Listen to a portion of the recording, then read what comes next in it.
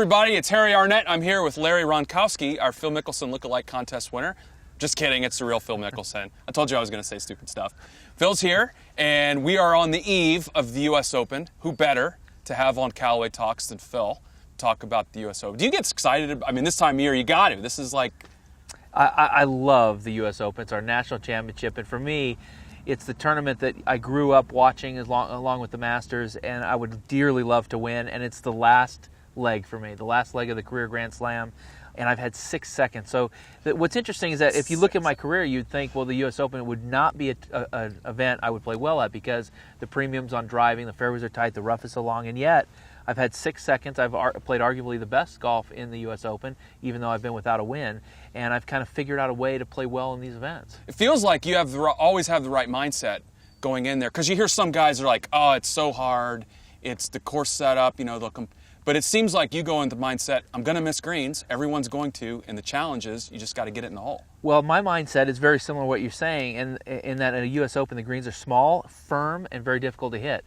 But I feel like if nobody hit a green and everybody missed every green, I feel like I'm going to win. Yeah. Like, that's right up my alley. And what I love about Pinehurst is that the greens run off. And if they get quick and the ball just runs off, short game is a real premium. The other great thing about Pinehurst is there's no rough around the green. So short game, it's not that lucky flop it out of the rough, hope that it turns out well.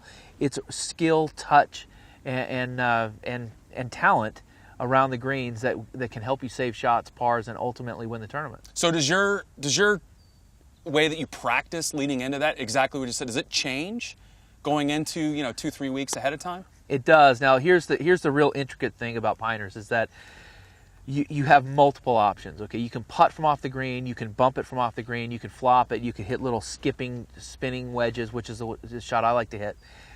So a lot of it is varied on the conditions. Because the grain of the Bermuda is rolled into you, if it's dry, it grabs the ball. You can't hit that little bumping, skipping, spinning shot that I like to hit. You have to putt it, or you have to take a hybrid and run it along the ground. But if it's wet, that putting it along the grass is very difficult because the moisture makes it, and the grain makes it much more difficult. Whereas when you hit that little bump skip shot, when it's wet, the ball skips through the first one or two times and then checks when you want it to.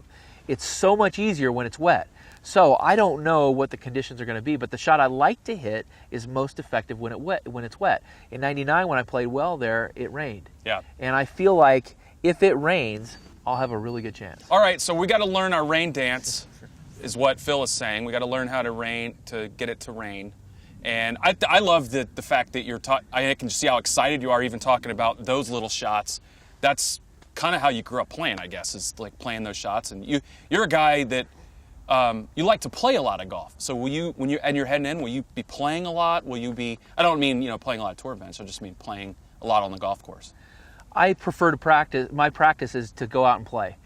I don't feel like I can stay focused on a driving range for 6 hours or what have you. Plus, I feel like it's hard to get a good picture of the shots you're going to have unless you're out playing golf. That's always been the best way for me to get better. Now, what I will be doing, though, is playing a lot of short games, whether it's with Dave Pelz or some other tour pros that require some real competition, forces me to focus and get my touch sharp. Because who's wanting to get into a short game with you? Like, who would want to do that? There's fortunately a lot of guys on tour like to try their luck, yeah. and they're not afraid to back it up with some cash, which is always a good thing. Always nice. But I feel like the difference between a 3-footer and a 4-footer in a U.S. Open is astronomical, the percentage, especially 3 feet to 6 feet. So getting your touch refined and getting those shots inside that 3-foot circle up by the hole is critical. Well, they've been showing a lot of the '99 U.S. Open on the Golf Channel leading into this thing. It's probably easy for you to remember how long ago that is. All you have to do is look at your oldest daughter, because she was born like the very next week. The very next day, yeah, right after the tournament. And I can't believe how quickly time has gone by. She's going to be 15 years old. I can't believe that I've been out here this long. It seems like yesterday. I can't believe that U.S. Open was 15 years ago, that Payne Stewart was here. That's been 15 years since he's been here. Well, you look the same. That's probably why, right?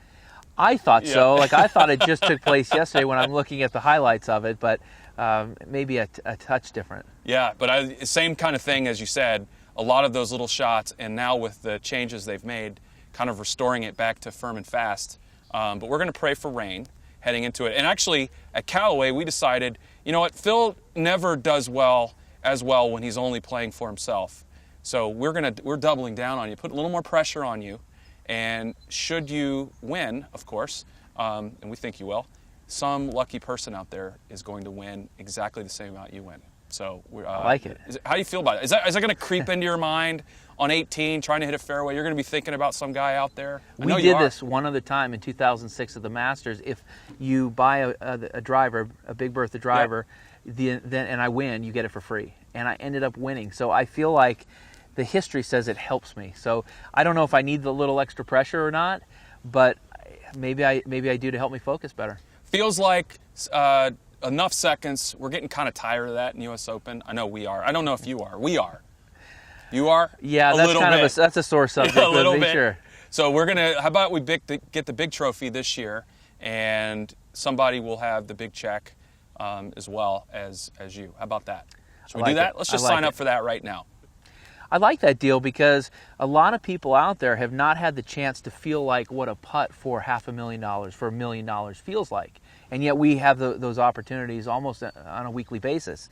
And now, even though you're not the one hitting it, you at home have a chance to feel that same anxiety. Yeah, it's like splitting the aces. Now we got to double down on that putt. What does that feel like when you have a putt? I know you can't think about all the money and the trophy and everything that comes from, but what do you try to do? Just block it all out? Go back to your routine? Well, you end up not focusing on that. You end up focusing on what you have to do to make the putt, getting a good touch, getting a good feel, getting a good read, and committing to that shot. So all the external stuff gets blocked out when you're going through it. However, what I found is that when I'm pulling for my kids in their athletics or I'm pulling for somebody else, it's much more nerve-wracking than if it's something I'm actually doing because I have control. And so those at home now are going to have that anxiety for big dollars that we experience on tour every week. I'm nervous thinking about it. That's Phil Mickelson. We will look for you. Best of luck, of course, and not to put any more pressure on you. Sorry about that, but we felt like we needed to do that. Thanks, Harry. All right, thanks, Phil.